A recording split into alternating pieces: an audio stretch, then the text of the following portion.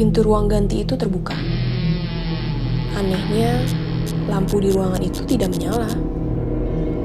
Tapi masih bisa terlihat ada sosok wanita di dalamnya.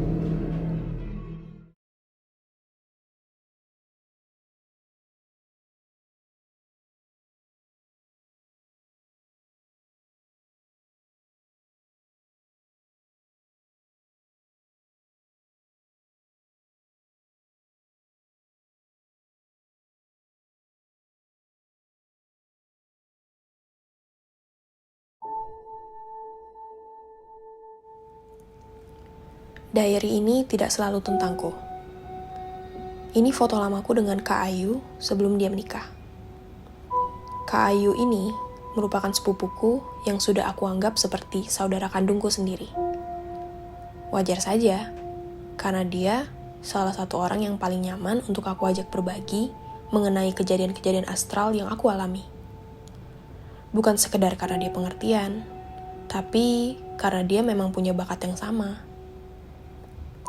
Bahkan, dia adalah salah satu orang yang mata batinnya tidak pernah tertutup saat mata fisiknya masih terbuka. Dan bagi dia, mereka yang astral sudah seperti hal umum. Setiap hari, dimanapun, dan kapanpun, mereka selalu terlihat. Cerita ini tentang dia. Sekedar ingin berbagi tentang mitos yang sering kita dengar mengenai gunting dan ibu hamil.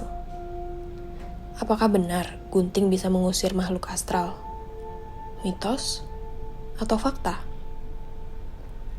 Ini yang aku tahu dari apa yang Kak Ayu alami. Kisah ini terjadi saat Kak Ayu sedang mengandung anak pertamanya. Ibu Kak Ayu selalu punya pesan yang sama. Jangan lupa bawa gunting. Pesan itu selalu diulang dan diingatkan.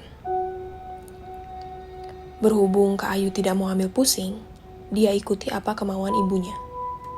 Itulah kenapa aku selalu bisa menemukan gunting di dalam tasnya.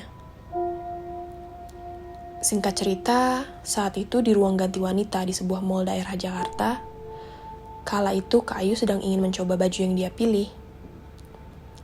Sesaat setelah masuk ke ruang sempit itu, Kak Ayu meletakkan bajunya di gantungan yang ada di depannya. Tidak berselang lama, ada ketukan yang terdengar dari dinding ruang ganti Kak Ayu. Seperti ada orang di ruang sebelah yang mengetuknya. Namun Kak Ayu abaikan. Dia berpikir mungkin saja itu ketidaksengajaan. Wajarlah di ruang sesempit itu untuk mengganti baju, kadangkala tangan ataupun kaki kita bisa membentur dinding tipis dari kayu itu. Karena tidak dia hiraukan, ketukan kedua pun muncul. Tapi kali ini semakin kencang. Berhubung ini sudah mulai terdengar sengaja, Kak Ayu mulai bertanya, "Iya, ada apa ya? Kenapa gedor-gedor dinding?" Lalu suara wanita muncul dari balik dinding itu, sedikit lirih, dan menjawab, "Aku mau pakai ruangan kamu. Aku mau pindah ke ruangan kamu." Mendengar jawaban aneh, Kak Ayu kembali bertanya, "Maksudnya gimana ya?" Tapi jawaban dari ruang sebelah semakin aneh. "Ruangan kamu harum. Aku mau pindah ke situ." "Harum. Aku mau ke situ." Mendengar jawaban aneh itu, Kak Ayu tidak pikir panjang. Mungkin saat itu pikiran Kak Ayu campur aduk, antara kesal dan penasaran. Penasaran apakah yang di sebelah itu hanya orang iseng, ataukah yang lain? Dia segera keluar dari ruang gantinya dan mengetuk sedikit kencang pintu ruang ganti di sebelahnya. "Halo, apa ada orang di dalam? Bisa jelasin maksudnya tadi gimana ya? Harum apanya? Kalau mau tukar ruangan, ya udah sini keluar."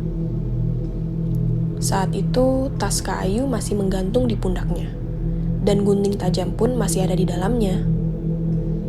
Tapi, pintu ruang ganti itu terbuka. Anehnya, lampu di ruangan itu tidak menyala. Tapi masih bisa terlihat ada sosok wanita di dalamnya. Berbaju putih, berdiri di tengah ruang sempit itu. Kak Ayu terdiam sejenak. Dia mulai sadar bahwa yang dilihatnya itu bukan manusia. Sambil menyeringai, dia mendekat.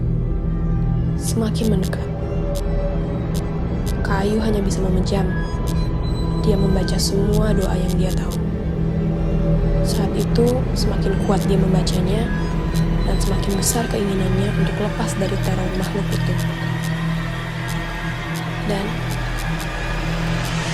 entah bagaimana, sosok tadi hilang.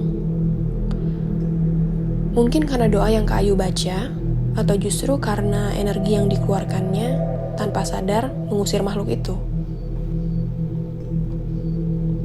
Dari kisah yang Kak Ayu ceritakan kepadaku ini, muncullah pertanyaan di benak. Kalau makhluk itu masih saja muncul, bahkan bisa mengganggu, lalu apa sebenarnya fungsi gunting yang selalu dibawa Kak Ayu di dalam tasnya?